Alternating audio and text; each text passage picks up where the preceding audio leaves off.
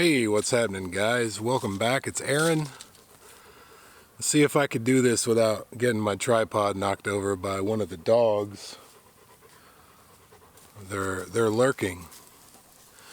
So it is about time to trim some sheep hooves before breeding time, which should be in a couple of weeks. I could not find a working chute anywhere in the state, new or used. So I had to order one, and this is not going to be a video about how to trim hooves. It's not something I've done. I have watched a lot of videos and done a lot of reading about it, but I've never done it before. Our main problem is catching the sheep. About half of them are really easy to catch. The other half are very difficult. Two in particular are very flighty. Like, you can't get anywhere near them, even with food. I don't have a lasso. I got a couple of crooks, but I figure the chute was the best option. There's a little chair thing. It's got some hooks on it. It's got a netting in the middle of it, and you rock your sheep backward, and they're kind of reclined. But since the two are particularly hard to catch, I didn't think that was a very good option. So I bought this chute, this working chute.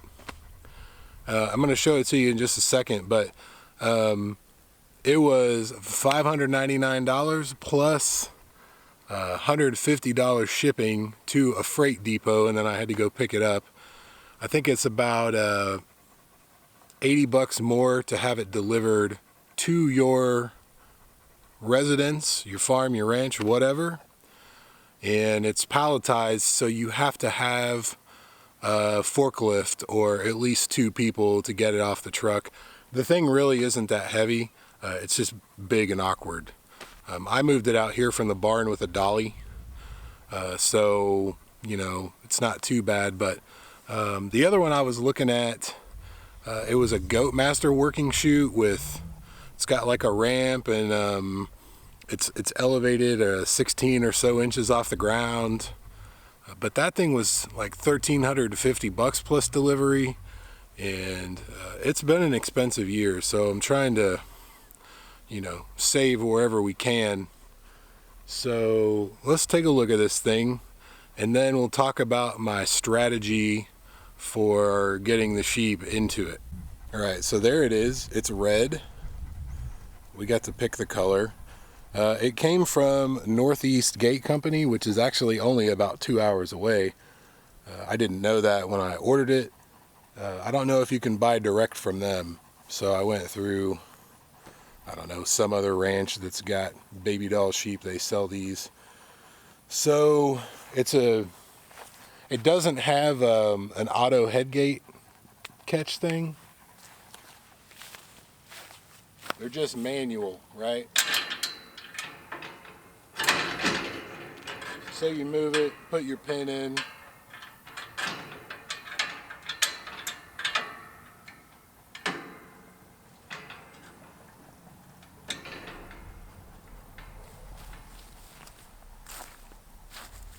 The opening is a swing.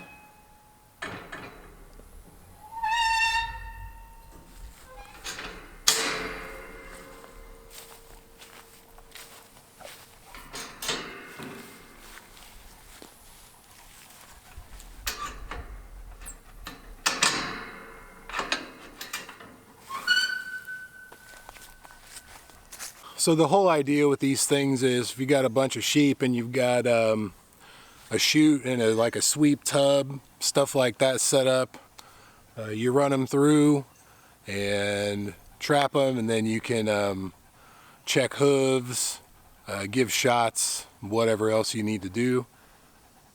It might be enough room to shear them. I don't know how viable that is, but it might be worth a shot. But it kind of works both sides open and the front opens, It almost works like a three-way sorting gate if you have it set up right. And that's something I'm going to have to do in the future. I'm going to have to set up a series of, what do they call them? I call them chutes, but that's a working chute. So, you know, it's kind of can get confusing when you're talking about it. You kind of have to go by context. Maybe an alley. We need to set up some alleys so when we need to run them through here, you know, we can do that relatively easily. For now, I'm going to use some hog panels and T-posts to get them where I want them to go. So here's what I was thinking. I'm going to put a T-post, about right here, so the gate won't open any further than this. I'm going to run a hog panel that way and this way, and then put the working chute on the end. So that's just what I'm thinking preliminarily. It's probably going to be a two-person job. A sweep tub would be much easier, but those things are way expensive. So I'm probably just going to hammer in a really short one to get this done right now, and then figure out what's going to work best over the long term and go from there. I don't think we have quite enough room in the barn to do anything in there, so this will be a nice, cool, sunny morning activity. Yeah, basically that's what it's going to have to be for my benefit, Beth's benefit, and the sheep's benefit as well. So I'm not going to do any of this until tomorrow. It's Saturday evening right now. Probably going to get up in the morning, hammer a couple of T-posts in and get this thing all set up, and then probably show a little footage of running them through it if I can. But again, it's not going to be an instructional. It's not going to be, this is what you need to do to properly trim your sheep's feet, because I'm not an expert at it. That's just how it is. It's one of those learn by doing things. So I'm going to do that, and I'll bring you guys back when I've got something that resembles what I want it to look like, and then we'll go from there. Alright guys, I did something. Let's see if I can show you in theory how this thing is supposed to work. And then I'll get one or two sheep in here. We'll see if it goes through it like I think it will. They've been laying over there watching me all morning, and I'm pretty sure they're on to me. So we'll see how it goes. The heat creeped up on me today, so I'm probably not gonna trim any hooves this afternoon, but the benefit of only having 9 miniature sheep is that I know who's been trimmed and who's not, so I'll probably do a few after work tomorrow. And then however many I don't get done, I can do Tuesday, Wednesday, whatever. So let me try to show you this. Alright, so we're in the alley right now. What I did, I left the end of this cattle panel. I didn't attach it to the T-post that stops the gate.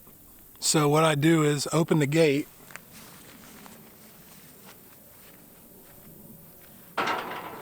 like that, right? Once the sheep come through, I close both of them.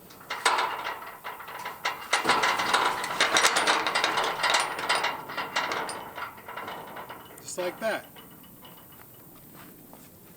So that's my way of keeping the sheep from running backward out of the alley.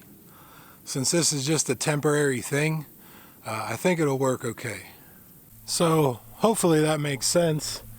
I'm going to see if I can get them in that little pen without the promise of feed, and then I'll see if this works out how I think it will. It is very difficult to get sheep to go the way you want them to by yourself in an area this big. One of Beth's friends helped me get them out of the backyard the other night. That went okay, but their tendency is they'll go around you. So, I mean, you can't be in two places at once.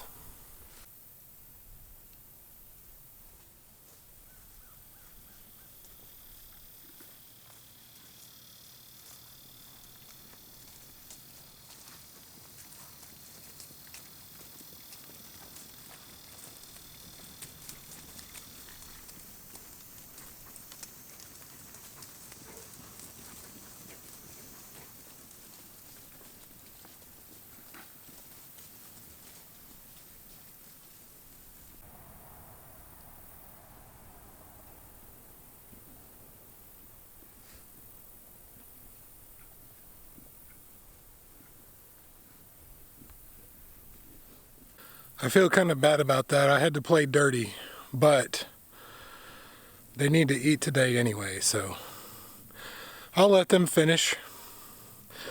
We'll try this thing out.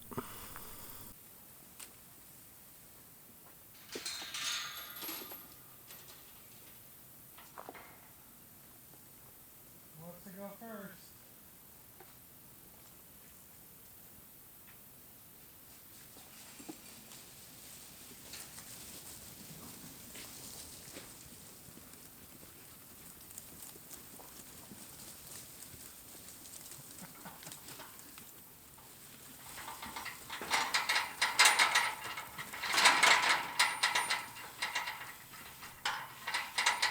Layla, it's okay, come on.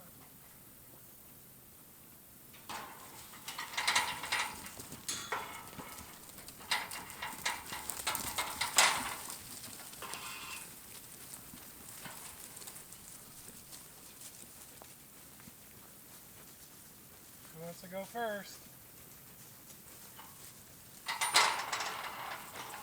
Look at that, that's your way out.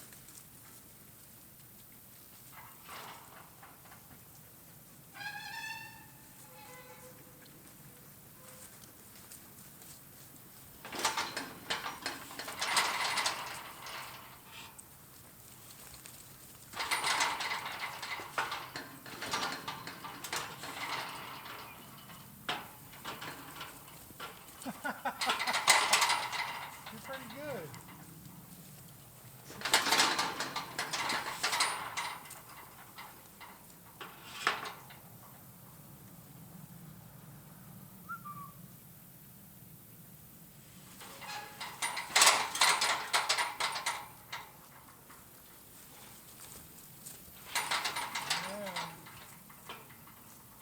Only need one.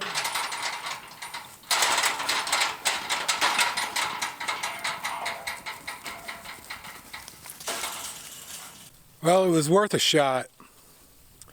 I really didn't want to push my luck since I'm by myself. So this is either a two-person job or I need to make it narrower so they can't turn around.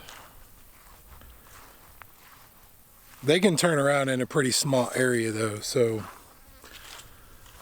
I don't know what I'm going to do. But when I figure it out, I'll let you know. And I'll probably just upload this video as is because, you know, it doesn't always go your way, obviously. And sheep are stronger than you think. Especially the ones that don't want to have anything to do with you. Talking about you, she-bangs. When we went to get them, we were catching them to put them in the trailer. I was surprised how much they jumped. You get anywhere near them, go to get the harness around their neck, the men are jumping all over the place. So I'm getting hot and hungry and tired. So I'm going to leave this one as it is. Chalk this one up to the sheep. Sheep 1, Aaron 0. If you have any suggestions, leave me a comment. Thanks for watching, guys. I'll see you in the next one.